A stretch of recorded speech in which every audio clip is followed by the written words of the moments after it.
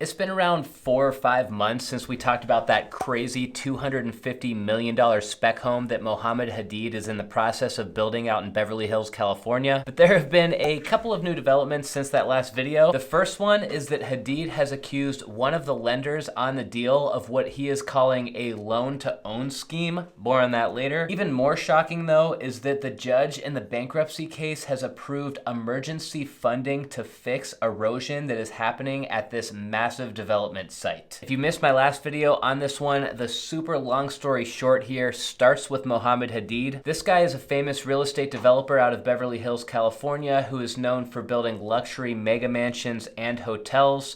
And he's also widely recognized for his daughters being two of the most famous supermodels in the world. Hadid has made waves around Beverly Hills and has stirred up a lot of controversy both on the project that we're talking about today and the Franklin Canyon lots that are located immediately behind this one. But the biggest source of controversy for Mohamed Hadid is related to his mansion that he built at 901 Strada Vecchia Road, one that was supposed to be built and sold for $100 million.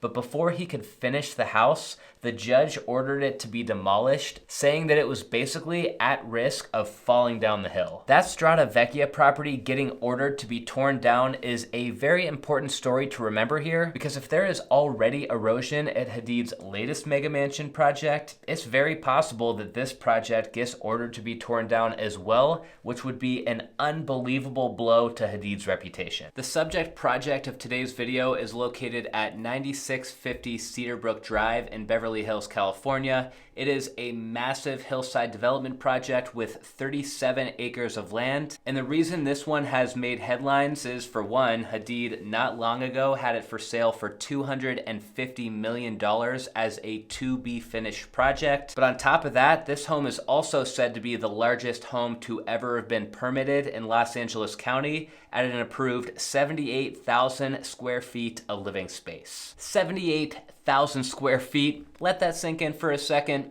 That's a lot of house. The Cedarbrook project was well underway and making good progress since permits were issued. This was up until Hadid ran out of money again. He tried to panic sell the place without success, and then he ended up filing for bankruptcy on the project, which has kept it basically in limbo ever since. So there are two bits of drama that are unfolding here, both of which I think could put the entire future of this project at risk.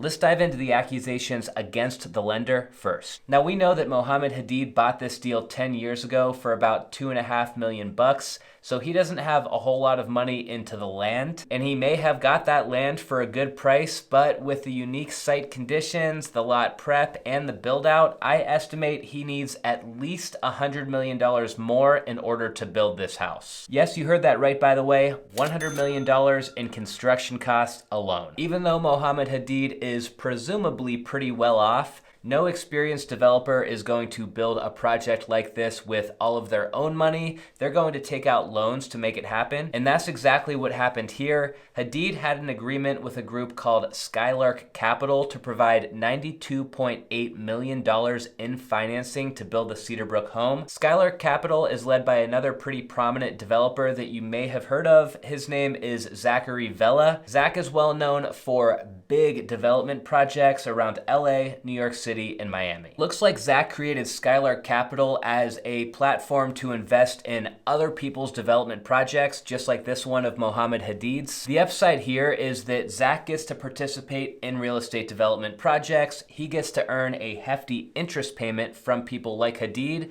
and he doesn't have to deal with all of the construction headaches himself. Well, Hadid must not feel like Skylark Capital is keeping up with their end of the bargain, because he has filed a complaint in the California bankruptcy courts saying that Skylark only gave him a portion of the loan that they promised to. And then he went on to clarify that these funds that he was getting from Skylark were supposed to be for paying off $20 million worth of existing debt and then to use for the rest of the construction cost of this massive home. The complaint specifically says that Skylark did agree to the loan terms. They allowed funds to be released to pay off prior debt, but then supposedly they refused to pay remaining construction fund draw request, either by not funding funding timely or not funding at all. Now, when you take out any type of loan on any type of property, that loan should come with a bunch of paperwork that outlines all of the loan terms in detail. And obviously, it's expected that both the borrower and the lender adhere to the terms that were outlined in that paperwork. With Skylark allegedly not submitting funds as agreed, Hadid's company Treetop was unable to pay his contractors, which then led to those subcontractors making claims against the property. According to The Real Deal, the suit claims Skylark has only released $29 million to date and still owes Hadid and his team another $63 million in order to finish this thing off. These are some pretty serious allegations because the reason that Hadid filed for bankruptcy to begin with was because he was not in a position to be able to pay back all of his creditors and lien holders. But if he didn't pay those creditors back because the lender didn't give him the money that they were supposed to give him, then the lender kind of forced Hadid into filing for bankruptcy. That's where this whole loan-to-own scheme accusation from Hadid comes from. He's basically saying that Skylark promised to lend him the money, but then only gave him a little bit of money, forcing him to file for bankruptcy, which really all this means is that in a bankruptcy auction situation, Skylark and their team could be in a very strong position to acquire this partially built out property for pennies on the dollar. It's really hard telling who to believe here. Neither Skylark or Hadid are commenting on the matter at this time, but if I had to guess, I don't think that Vela or Skylark has any interest in owning this half-built project. It's just way too speculative to build a house this size, especially in this market. We know the loan situation is a mess with this property, but here is what seems to be an even bigger problem over there. Again, according to The Real Deal, this entire project was actually in danger of being dismantled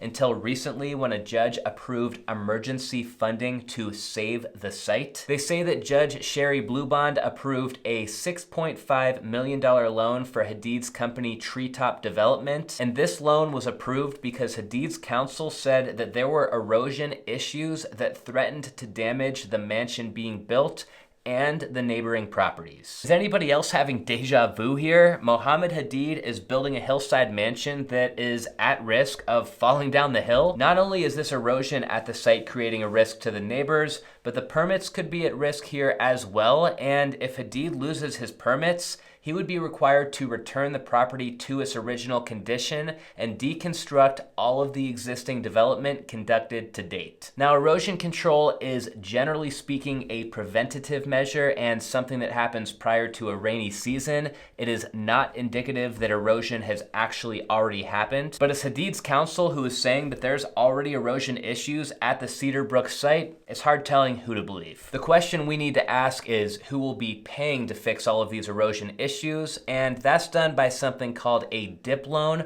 which was approved to take care of all of this. DIP stands for Debtor in Possession Financing. This type of loan is pretty common in cases like this, and the group who provided the funding is called 364 Capital LLC, which is owned by a guy named Renzo Renzi. Now, I would think that anybody out there would be pretty paranoid to lend money on a deal like this that's going through bankruptcy and wound up in such a mess, but what I'm told is that DIP financing actually carries a priority above all other debtors in the case. This just means that when this property does eventually sell, whether it's through a bankruptcy auction or otherwise, the first person to be paid back will be Renzo with his DIP loan. Maybe it's just me, but I think that Hadid should consider just slowing down with all of these crazy real estate development projects and just enjoy his retirement. I mean, the guy is 74 years old, and according to his Instagram, he loves to travel and he loves spending time with his family, so why not just throw in the towel on real estate and enjoy the rest of your life not having to deal with all of this stress? Maybe it's ego, maybe he's a workaholic, or maybe he's trying to build some kind of legacy where he'll be forever remembered in the Los Angeles real estate development scene. Who knows? But thanks for watching. I'll see you guys next time.